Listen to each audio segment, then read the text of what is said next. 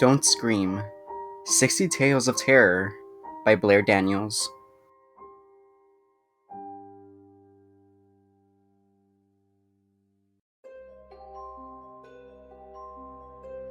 Lasik. I'd been saving up for LASIK surgery for years. I'm blind as a bat without contacts, and after that one got stuck in my eye, ugh. Fortunately, the surgery went great thanks to Dr. Widow, and soon I was stepping into my Uber home. I think there was an error, the driver said. Are you sure your address is 72 East Mill Road? Of course, I'm sure. My wife and I have only lived there for the past 10 years or so. Okay, he said, in an uncertain voice. Just, wanted to double check. I spent most of the ride looking out the window. The houses, the trees, the cars. They already looked clear to me. I smiled to myself as the driver turned onto the street, and then, suddenly he rolled to a stop. What are you doing? I said. 72 East Mill Road. This is it. But that's not my house. I looked up at the thing. It was a small colonial, like our house, but it was in complete disrepair. It looked like nobody had lived there for years.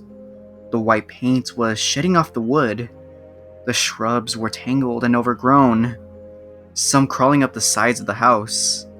A few windows downstairs were shattered, and the flower boxes underneath, that Maggie so fastidiously tended to in our real house, were empty.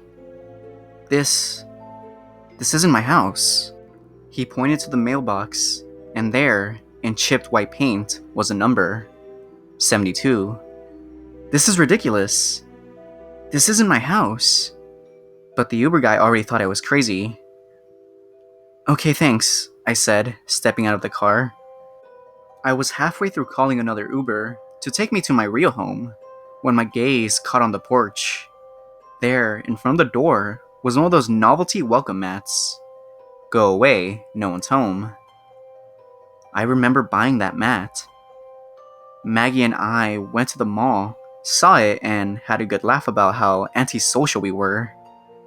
I remember the chip reader malfunctioning on my card, and the cashier giving us a weird look. I remember it all. Hand shaking, I walked up to the front door.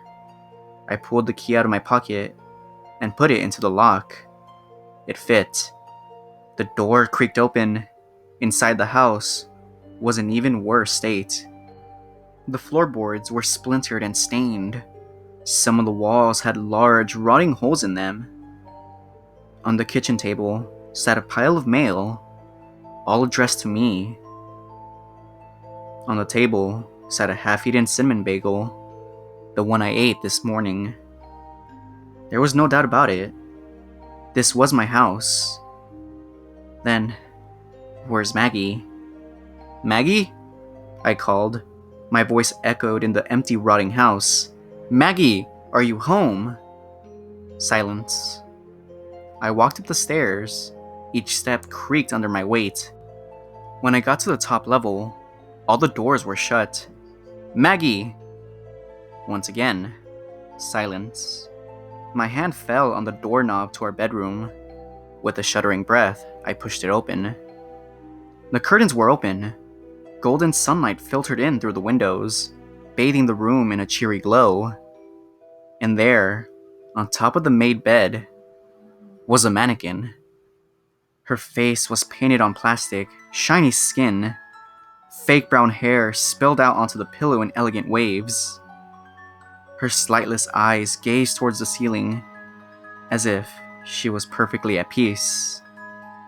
Like some kind of madman, I began to shake her. Maggie? Maggie! Of course, I was only met with silence. I collapsed in the corner and cried. The tears stung my freshly cut eyes, but I couldn't stop. The doctor didn't just fix my nearsightedness. He'd opened my eyes.